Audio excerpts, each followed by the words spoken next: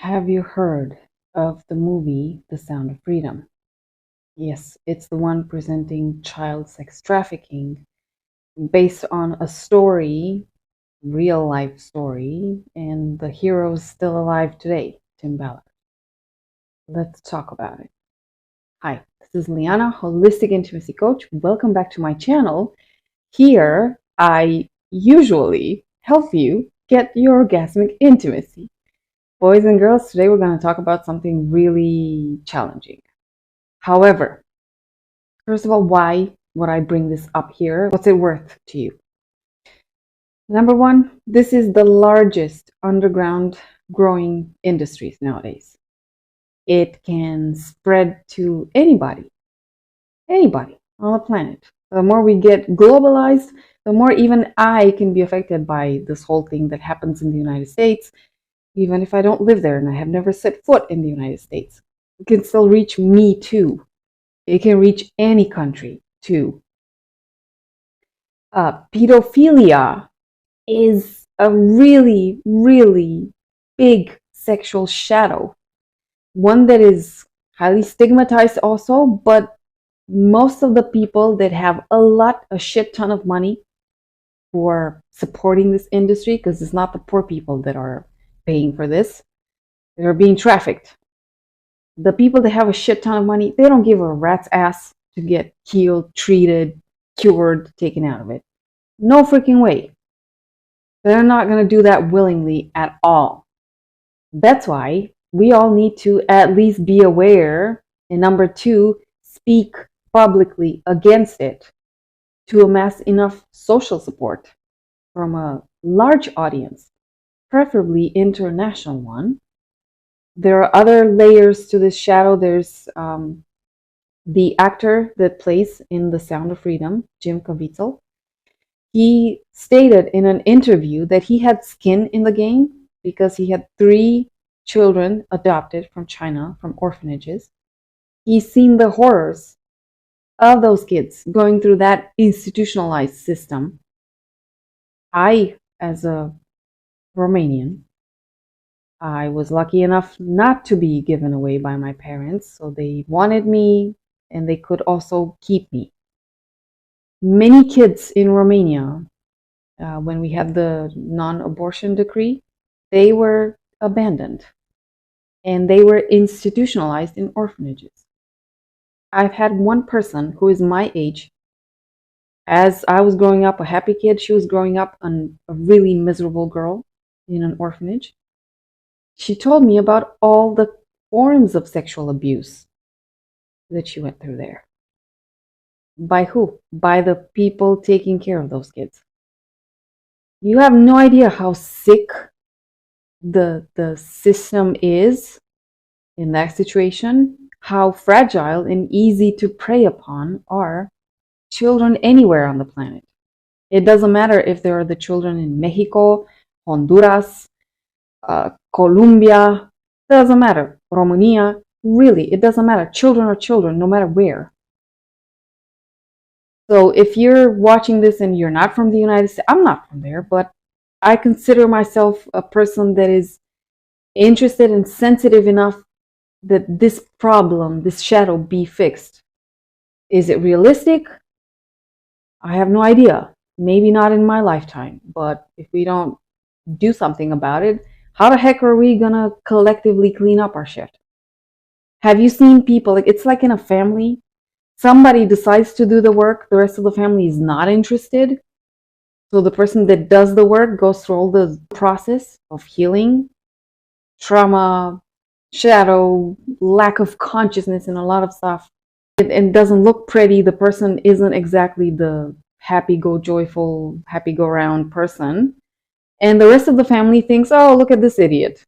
What the hell do you need? Why can't you just be at peace and just get on with your life and treat yourself and do whatever, as opposed to torturing yourself for what? Because it's never going to be fixed. So we need to change the script here. The people that are actually doing the work, they need to point fingers at the freaks that are not doing the work, and they should be doing it. That's how. Maybe it will take a few generations until this switch is produced and we turn the tables on the whole approach. But in order for that to happen, that's the skin that I have in the game. I think everybody has it, whether we're married or not, whether we're parents or not. I have known at least one person that was the same age as I was. She went through that ordeal. Would I want anybody else to go through that? And do you want to know what kind of life those people have once they grow up and they are out of the system, because they're not kids anymore, so we don't need them anymore. We can't consume them anymore. We want fresh meat. The misery they go through and the way they are, because that kind of abuse leaves traces on you and people can pick it up. You can't exactly have a normal life. So this really, it's kids are our future. That's still our future that they're fucking up, literally. That stuff should not happen. It shouldn't exist. So this is why I think everybody should watch it. Now, what's the movie about? Tim Ballard. He was an employee of HSI. I think it means Homeland Security Investigations, I hope. He was working for the United States government to actually save children from being trafficked and obviously to catch traffickers. The movie portrays one of the cases in which he was involved, where he was able to rescue the brother from a family. His father asked him for his support to save his daughter also. In order to do that, he has to go deep undercover. And I understood why this guy was discredited a while back, because Tim Ballard, before this movie came out, he was already a regular guest in many podcasts in the United States a few years ago. And then nada. And I didn't know what had happened. Somebody made a comment, I don't remember where, that Tim Ballard was actually the guy sex trafficking children.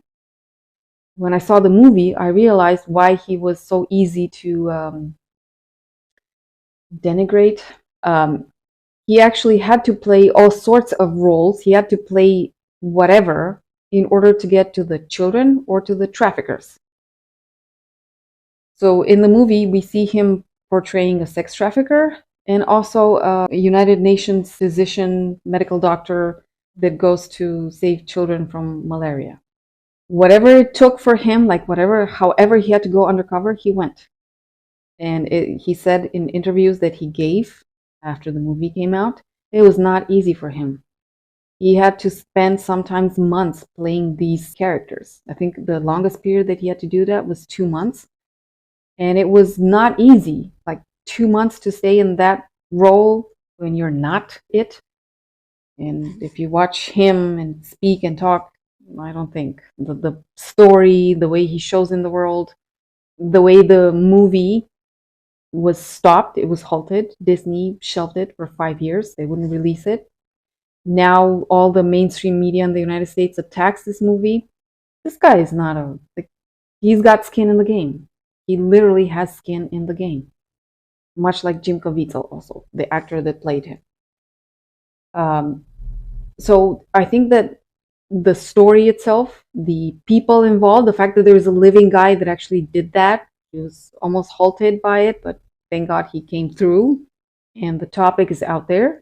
And what is this guy doing? He's exposing the United States as a country. At the end of the movie, you're going to see that, number one, this is the fastest growing underground industry, child sex trafficking. It's growing much faster than the weapons industry or the drug industry, all underground. And the estimated value of this is $100 billion per year. Per year. The reason it's easy for this business to grow more than any other is because maybe you can't sell a drug once or a gun once. You can sell a child several times during one day. Really nasty stuff, really deep shadow stuff. Now, if you're going in therapy right now for other topics, stuff that is important and urgent in your life, the movie isn't showing It is showing a few real life footages, and those can be painful if you realize what they are. But otherwise, it's not showing gruesome stuff physically. However, the topic itself is heavy. So maybe if you're going through nasty stuff right now, maybe this is not the best time to watch it. I don't know. This depends on you. I'm putting a warning here.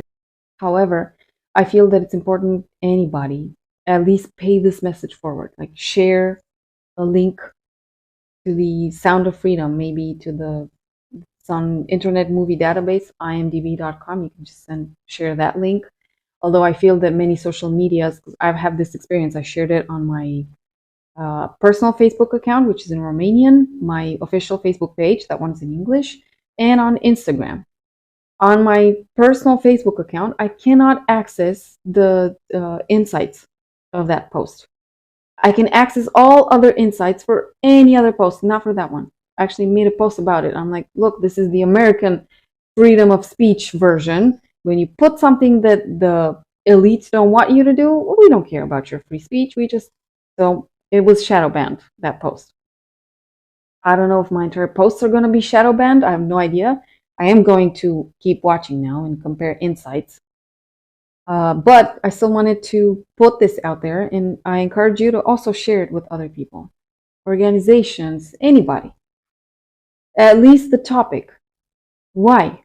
When we put enough pressure on people, like I said in the beginning, the tables are going to start to turn.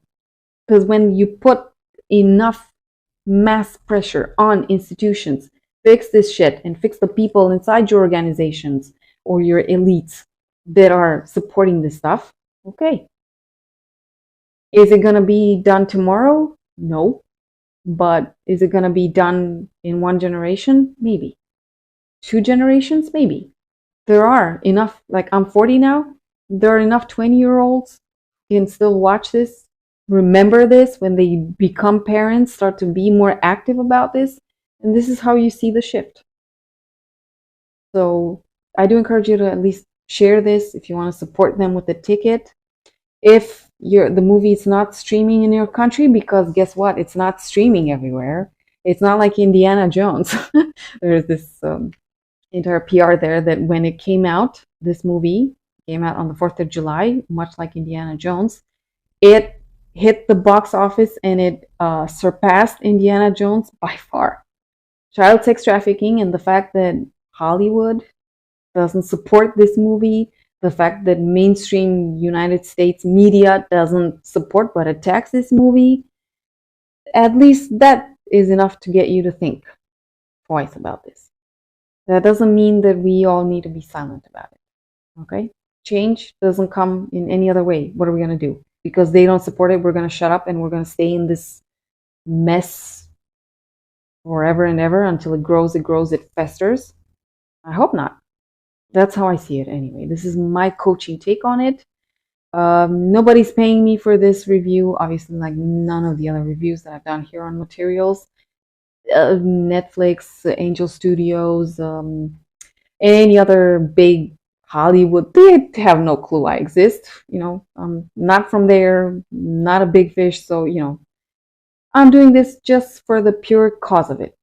And I feel that if we want to be rounded, enlightened, beautiful, in love, in Christic love, universal love beings, we want to grow in sexuality. We also want to look at and actively work with, not to support the shadow, but work with it to purge it. That's how I see it. If you've seen the documentary, I would love to know what you thought of it. Oh, yeah. There's a documentary coming. Tim Ballard said it. Now it's just a motion picture. There is a documentary coming. I am all anxious to see that. He said that it presents more of his work. So not just one case with the 2 brothers, siblings, brother and sister, but more of his work. So if you've seen the movie now, let me know. If you're watching this after you've also seen the documentary, maybe it was released in the meantime, great. I would still love to know what you thought of that. And I remind you, in order for us to become better human beings altogether, Somatic practices help. They help release the tension in our nervous system. That's how we create more space for more challenging, troubling, or just life-growing topics, depending on us, to be brought in our conscious minds, assimilated, worked through, work with, and become better beings. So I encourage you to check out Patreon. That's where I have my somatic practices. Join at least 1 month, take the membership, and see what it does for you. I will see you with other videos. Bye.